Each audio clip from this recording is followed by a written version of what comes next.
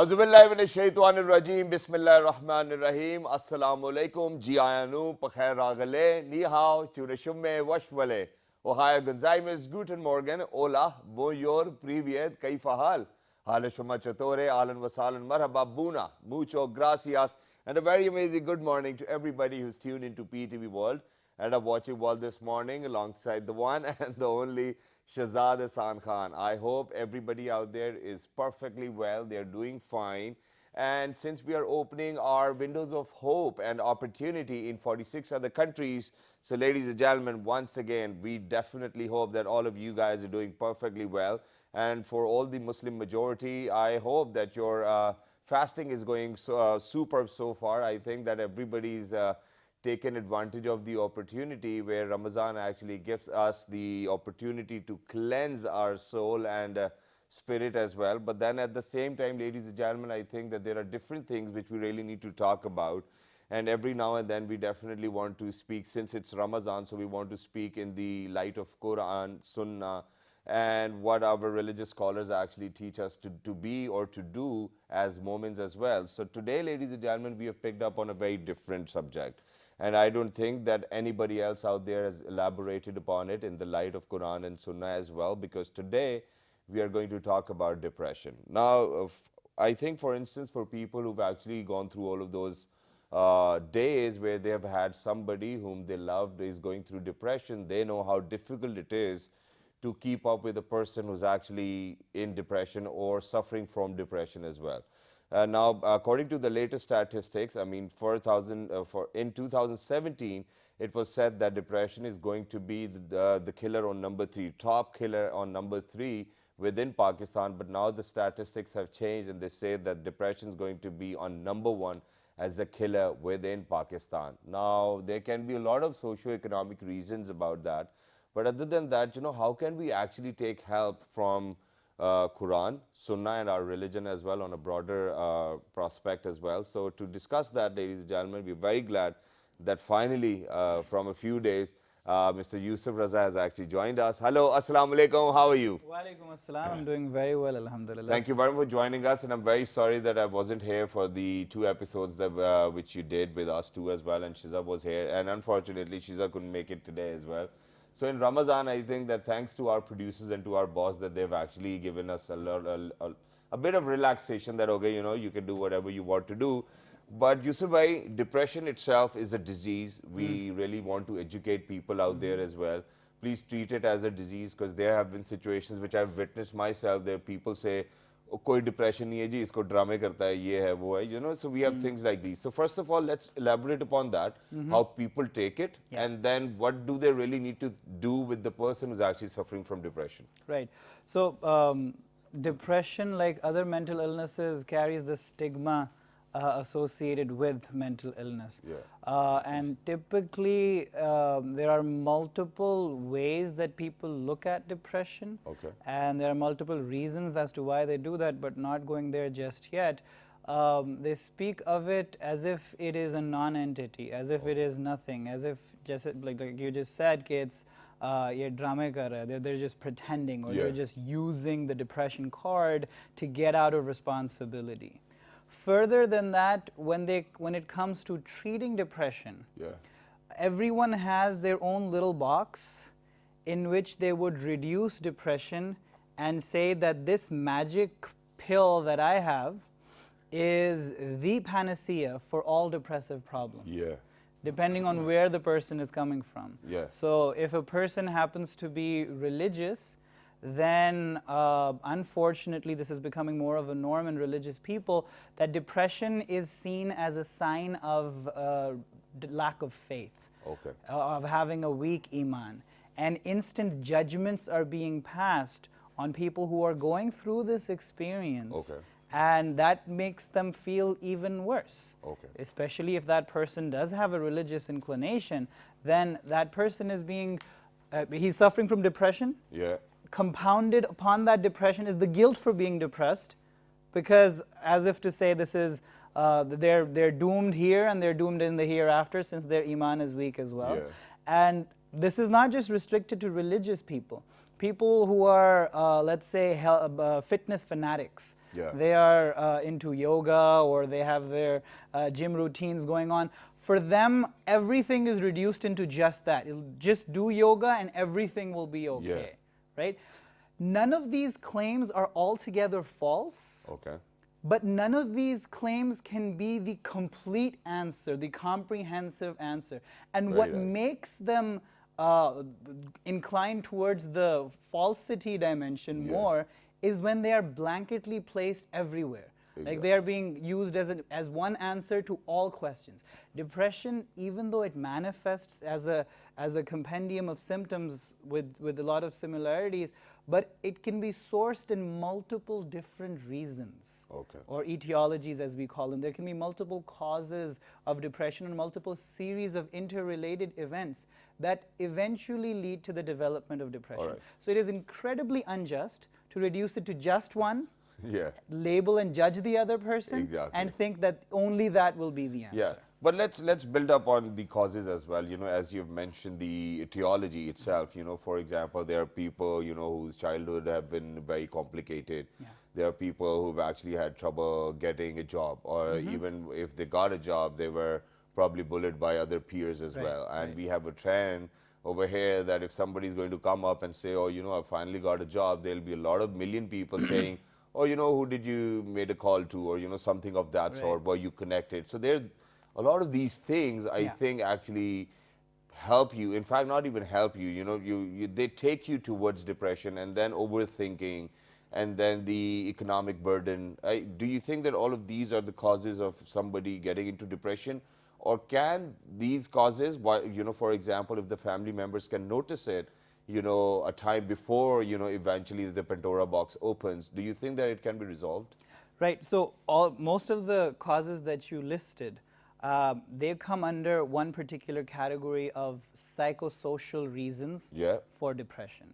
There may be biological reasons for depression. Biological? Yes. Okay. And furthermore, a third category would be the existential or spiritual reasons for depression. So let's talk about biological first. Right. So biological reasons for depression would entail, for example, somebody has hypothyroidism. Their thyroid gland is not producing enough thyroxine, they're hypothyroid. Then that also mimics symptoms of depression. They would be slow, they'll take their time responding, they'll feel lethargic, they'll feel down, even mood will be low. So all the signs of depression, people of hypothyroidism can have that as well. People who experience different physical disorders, myocardial infarctions, diabetes, they have depression correlated biologically. People who experience strokes are very often, they experience depressive episodes, not just because of the disability caused by strokes, but because of the brain damage that has occurred. So those are direct biological reasons. Or probably hypertension, I think, because that's why strokes take place, no? Hypertension leads to stroke. Hypertension is one of the reasons for stroke. There may be other reasons. But then stroke, once it's happened, along with the disabilities that it causes, it can also cause psychiatric symptoms, including depression. Right? So we have that as a category. People taking certain medications.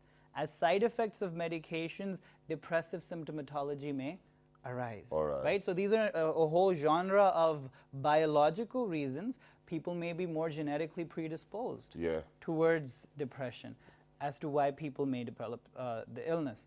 Then moving on to the psychological. All of what you were talking about right now, the economic reasons, the social reasons, childhood development through adolescence, bullying, the way emotional, physical, or sexual abuse that people may have experienced during their developmental years, early developmental years, and then particularly in post-adolescence or after you've become an adult, then the responsibilities that come upon you and the financial constraints that the society places upon you, all of these may be reasons, failures, that people do develop depression in those particular areas. Exactly. I think that we have pretty much chalked out that why people actually get into depression too as well.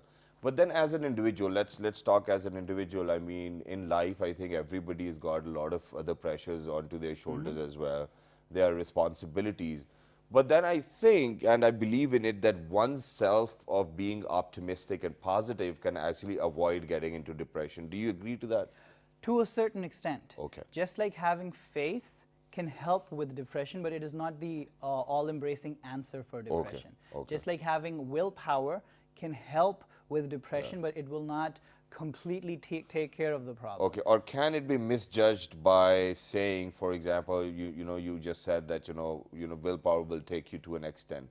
Do you think that willpower can actually be mixed by denial in your head, or there's nothing, willpower, just keep on going, and the other person does not know whether they're actually suffering from depression? So particularly in men, particularly guys, to acknowledge that they're experiencing depression, to acknowledge that they're experiencing depressive symptoms, it is not socially acceptable for most of them. Yeah. So people, at least in Pakistan, at least in Pakistan, Yeah. it'll take a significant degree of severity for a guy to acknowledge, yes, I'm depressed. Yeah.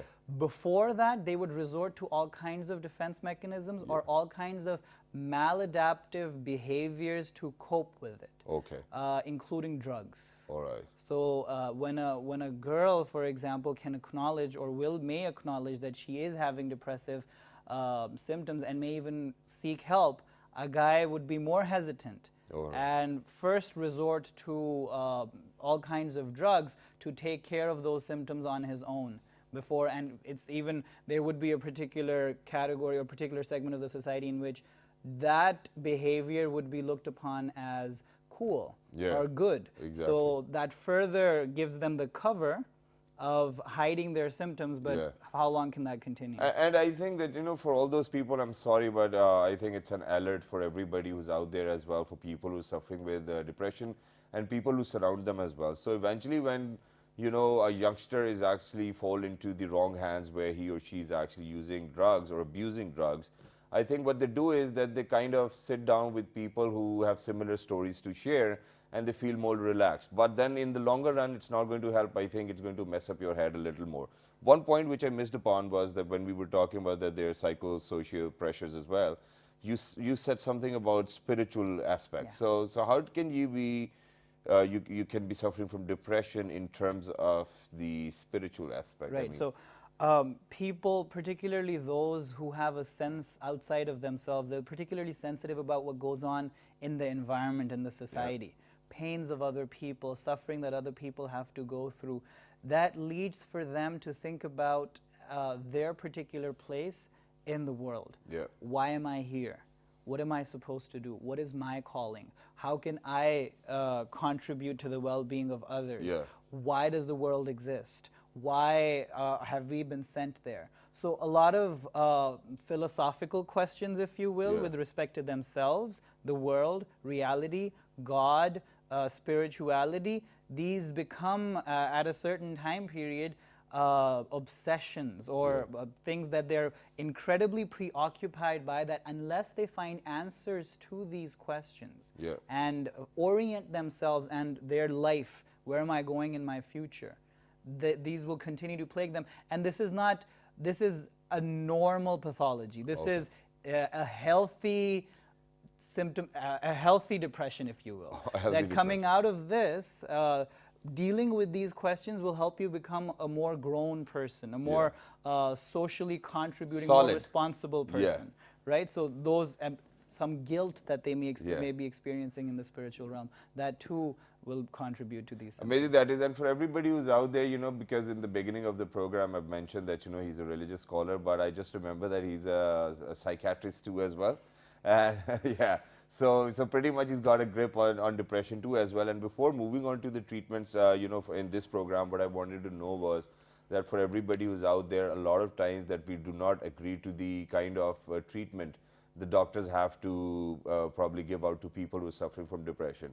Now, there are 2-3 points which I've jotted down in those terms as well, so you can probably let us know about that. First of all, for example, if whenever we are sick, we go to a doctor, we have flu or anything, there are these mechanisms, blood testing systems with which we get to know, okay, there's something wrong. Right. Now, with depression, what I've witnessed so far is that there are quizzes, and there are multiple choice questions. You have to fill them up, and then the doctor is going to decide whether the person suffering from depression or not. It is very unrealistic for somebody to agree to a disease which is based on paper and MCQs. Right. This particular mindset that looks to find everything in terms of a biological test, that it could only be categorized as an illness if it has physically measurable domains, that there are tests that can show it. That's practically saying that your psychology can be reduced into your biology. Your spirituality can be reduced into your biology. That the essence of reality is only biology, and that there is no other essence to reality, that there is no other reality beyond that. Well, if that was the case, I don't think that people would actually be talking about Sufism in today's time. So, you know, you're right over there. Right. So, and that has been a significant philosophical issue within the 20th century. Modern medicine and modern human beings are influenced by those thoughts. But we have to understand that that is not the only understanding out there, and there's way more to it than just that. And so the kind of psychometric tests that you were talking about that have to do with certain objective questionnaires that you have to take, and in response to which you are judged. More than that, it's also the clinical judgment of the specialist, the psychiatrists and the clinical psychologists that are sitting out there, for them to make a call. One thing that those psychometric tests or those questionnaires tell you, that these are not diagnostics. That these are, you cannot just take a test, okay, I have depression. No, you need a specialist to interpret that for you, and beyond that, engage you in an interview to further ratify or discredit whatever those questionnaires had to show, to give a more sound clinical judgment. All right, very nice. And these, ladies and gentlemen, were words from Mr. Yusaf as well. But then at the same time, there's one more dilemma over here within our society only, I believe. And I'm sorry, but I have to say that, okay? So no offense to psychiatrists or psychologists, for everybody who's out there. It's just a question. And so what people say most of the times is that whenever they go to a psychiatrist, obviously I'm not talking about anybody, they say that, yaar, ye to humse bhi zyada pagal lagte hain.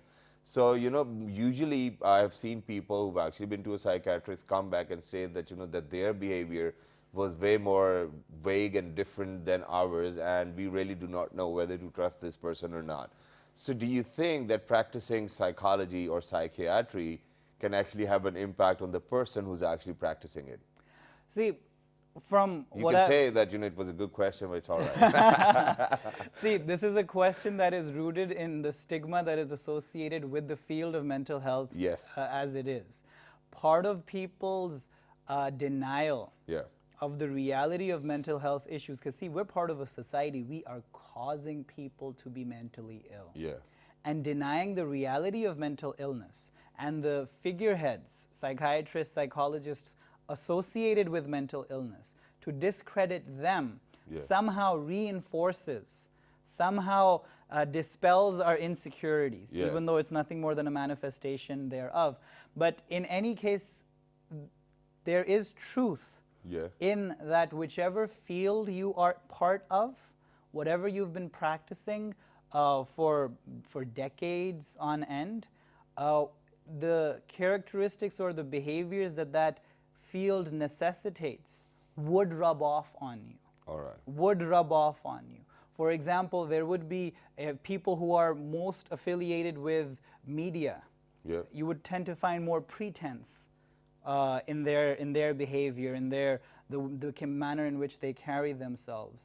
So necessarily, psychiatrists and psychologists too will be vulnerable to getting influenced by their patients, but that too is contingent or dependent upon how well they've been trained, how well they have developed their own individuality, and they have a comprehensive understanding of the field itself, so as to be positively influenced rather than being negatively I think that's pretty much a message for all the service providers out there as well, so that's great. But very quickly, because we're only left with the last 5 minutes as well, what are the early symptoms of depression? May them be in childhood, adolescence, or when you're an adult? Childhood, adolescence, depression symptoms are very, very vague. They cannot be A child will not come up to you and say, I'm very sad. Yeah. For a child, that will be very difficult to say. So particularly in children and adolescents, behavioral problems may take place. Okay. Academic decline would take place. Those will be, the child may, there you would see clear-cut change in the pattern of behavior. Okay. That first the child was very the kid was very lively, going around, doing his stuff, but then all of a sudden there's periods of silence, not talking, maybe night terrors, maybe just waking up in the middle of the night, having difficulty sleeping, appetite disturbances. Yeah. So they can be all over the place as far as children are concerned. Adults, the symptoms are more refined. They are more, they're more detectable according to a categorical system. So you would find in adults low mood, pervasive low mood. Everyone experiences low mood. It's also important to understand that just being low, having low mood does not mean you're depressed. Depressed, yes. We all experience low mood. We all have times where we're not enjoying anything. Well, it's in fashion these days where, you know, the days when you're low, you're like, oh, I'm depressed. I'm depressed. Yeah. So that's not a clinical depression, Yeah. right? That's an everyday human experience depression. That's fashionable depression, ladies and gentlemen, yes. So we have low mood, feeling of decreased energy, Okay. right? And then not enjoying things that you used to enjoy, All right. right? And this has to continue for at least 2 weeks. Okay. For it to be a diagnosable condition, right? And then appetite disturbances, sleep disturbances, thoughts of hopelessness, helplessness, even suicidality, ideas of life not worth living, etc., etc. So all of those, maybe academic decline here as well, because you're unable to concentrate. If you're unable to concentrate, you won't be able to perform academically or at work, so you will find that as well. Exactly. Particularly if you have these symptoms and it is impacting your distress levels, you feel distressed for most of the time, and your functionality is being impaired. All right. That is the time where you need to seek help. All right. Thank you very much for being with us. It was wonderful to have you. And tomorrow, inshallah, we're definitely going to talk about the treatment probably available with us in the light of Quran and Sunnah as well. That's something which we want to do. But for everybody who's out there, there's one small thing which I wanted to say, and that is that, you know, there have been cases which I have been a witness to, that people are living a very healthy and a wealthy life. You know, they're driving the best cars they want, they're living in good big houses, they've got the most branded things to wear. I mean, whatever they want, they're doing it. But then eventually they are sad. And so, you know, these cases can vary from an individual to individual. Everybody has their own thought process as well. But there's only one pledge to families out there that, you know, parents do understand if unfortunately one of the sibling is actually suffering from depression. But then it's just the siblings who actually do not understand at times that, okay, you know, what's wrong, what's not. And then you're doing this favor for him or her, you're not doing it for us. All you have to do is be patient, because I think that patience is a talent not bestowed upon everybody as well. So please make sure to take your time, give them as much time as you want, and one day, inshallah, you know, prayers can be made as well. Everybody is going to come out of it only if they are treated well. You know, you just cannot come up with sentiments like, oh, ye to drama kar raha hai, ye sirf apni cheezein karne ke liye aise karta hai, he's using that card. Even if somebody is using that card, give them that liberty so that actually you can help him, take him to a consultant or a doctor who can actually look after them as well. Please do not take things into your own hands. Unfortunately, there have been cases where people are still repenting on doing such stuff as well. So this is a very, you really have to be very careful with a person who's actually suffering from depression. Do not say anything mean or harmful to them as well, because you never know what their reaction is going to be like. And tomorrow, inshallah, we're definitely going to talk in the light of Quran and Sunnah. How do you think that depression can be treated within our religion, Islam? And let's move on towards the next segment, but after a short break. Good morning.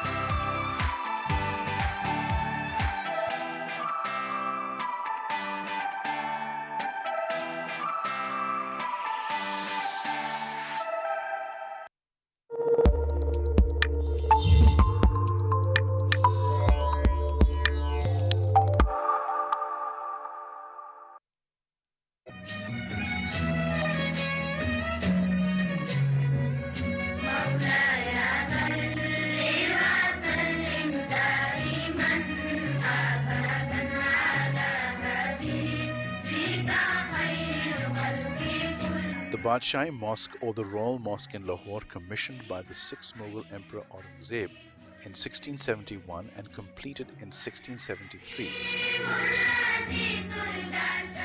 is the second largest mosque in Pakistan and South Asia and the 5th largest mosque in the world. Epitomizing the beauty, passion and grandeur of the Mughal era. It is Lahore's most famous landmark and a major tourist attraction.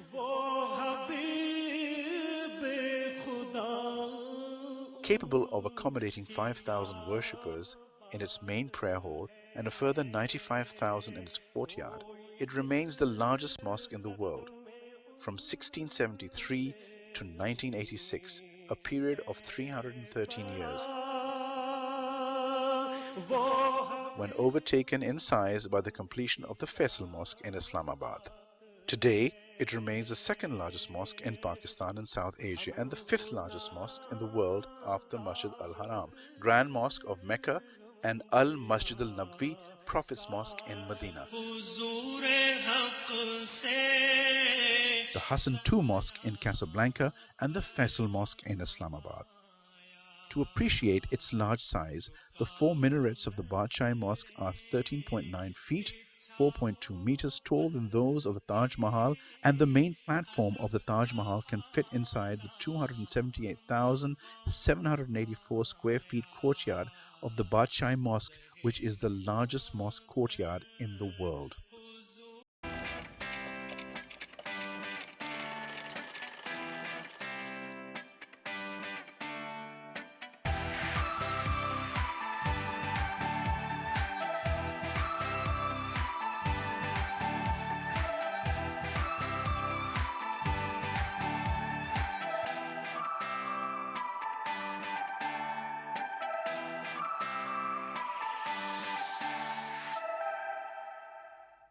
All right, ladies and gentlemen, welcome back. For everybody who just got tuned into PTV World, you're watching World This Morning alongside Shahzad Khan. Unfortunately, my colleague, my co-host, couldn't make it to the show. And obviously, you know, while you're fasting, it definitely gets a little difficult too as well. But in the first half, ladies and gentlemen, we were talking about the causes of depression, and we definitely want to seek out for the solutions, which we'll do in tomorrow's program as well. But there's one thing which I've noticed in my life, and that is that you obviously go through the ups and downs, especially from the age of 25 till 35 probably. I think that this was that time of my life where I actually have to sort majority of the things for myself. And God forbid, if there are a few lows in my life, what I do is that I want to work out. And I want to work out because it actually makes me, you know, forget about all of those things which are in my head, or the things which have actually taken a larger chunk of my brain, and then my brain functionality just goes down as well.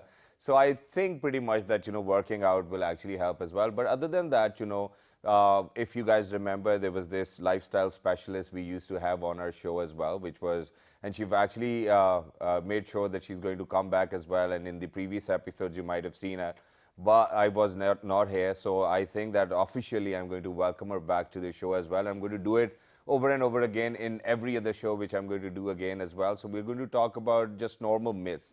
I mean, for example, do you think that, you know, working out before breaking your fast is actually a good idea or not? Or we'll just ask her, you know, what do you think we need to do? So ladies and gentlemen, on my right hand side, she's none other than Miss Lubna Khan Faraz. Hello, assalamu alaikum, welcome back. Assalamu alaikum, Ramadan Mubarak to everybody and yourself. So happy to be back, and really good to see you again. Same here, and you look wonderful. I think this is for the very first time that I've actually seen you wearing Eastern clothes as well. That's true. So you look fabulous. Ramzan, thank you very much. But yes, so Lubna, how have you been so far? I've been amazing, and you know, I thought it would be a great idea to come back and talk about some benefits that we could reap during Ramadan, health-wise, training-wise, workout-wise. There's so many questions that I get all the time. And I'm sure you, when you go to the gym, people ask you all the time too, should I do this, should I do that, should I come at this time, that time? So I'm going to be working with you guys, breaking a lot of myths, talking about, you know, when you should work out, what are the pros and cons. Yeah, hold on. I know that you've got a lot to share with us, but then people want to know a little bit as well. Since you were traveling all over Europe as well, let us know about your trip. How was it? So my trip was amazing. We went to 5 countries. Wow. We were like, this is our trip before Ramadan. So we went to Denmark, we went to Netherlands, we went to Belgium, we went to Germany, Sweden, and then back to Denmark. Which one was the best? I loved Belgium. Maybe Okay. it was because of the chocolates. Yeah. Did you got some as But, well? I did. I got some for you guys Alright. too. But Okay, probably that you can have at iftar. Yes. After iftar. But okay, so let's continue with exercise, Yeah. when to exercise, what to do, what Yeah. not to do. So today, to begin with, I want to talk about the general guidelines of Ramadan and the general myths that we get to hear when we are breaking our fast or when we're about to start our fast. So number one thing I hear about is dehydration, right? And we all hear this that, oh my God, I'm not getting enough water in myself. How do I get enough water? And then I see people chugging like 6 glasses of water or like lassi yes. or anything during their suhoor and then at iftar again. So is this right or wrong? Well, I like to say that it is wrong because number one, you're chugging it, you're going to get bloated, right? And then again, you're basically going to be going to the bathroom all day long and you're taking out all this water that you took in. So did you actually hydrate your body? Questionable, right? Questionable or no? Pretty much not. Okay. Of course, you took the water in, which is fine. I mean, if you want to chug, you can chug. So But then there just are- hold there are on better to it. Don't ways. go to the washroom, I think. And just feel hydrated, You yes. can't do that. But there are better ways to hydrate yourself, and I'm going to be talking about strategies that you can do so. So one thing that I like to always recommend people is that keeping a bottle of water on their bedside table, right? So if you wake up at night for your night prayers or worshiping at night, you keep sipping on water. And then when you wake up in the morning, first thing that I always talk about with you guys as well is, having a warm glass of water with a lemon and honey. If you're unable to do that, at least you have the bottle of water to, take in. Yeah. So you have that 1 glass of water when you wake up. Then when you're having suhoor or sehri, you're going to take in 1 or 2 glasses while having your meal. And then before it ends, you're going to have a glass again. So this is a way where you can space out your drinks. You don't have to chug in, glasses and glasses. Yeah. Space it out. If you love having lassi, which is, great as well because there's yogurt in there and it helps with your hydration. It is true. But what you can do is instead of having 3 glasses at once, maybe you can have 1 during your meal and then 1 after your meal. So you kind of spacing it out, taking it easy on yourself. Because if you chug in, you're going to feel all bloated. You won't be able to sleep properly. Yeah. If you're planning to sleep afterwards, or if you're going out for work after, you will be uncomfortable with that as well. So you want to be comfortable with your body. So space it out. Then again at iftar, I see people. Iftar, so drink water again. Pakode. Yeah. Samosa, chakoriyan, Yeah. jalebiyan, whatever.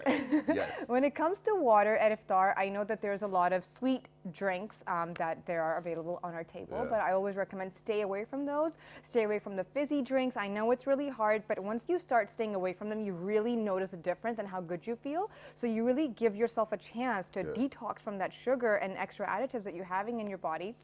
So I always recommend, as soon as you break your fast, maybe have 1 to 2 glasses of water, or maybe your lemon water, or your, I like to add in some cucumbers, some gingers in there. So, mothers and wives, maybe they can follow this. Guys that are students, they can do this for themselves as well. So, instead of making, a sugary drink, why not have a, flavorful water instead? Instead of having something fizzy with your dinner, maybe, have flavored water again, because water is exactly what you need.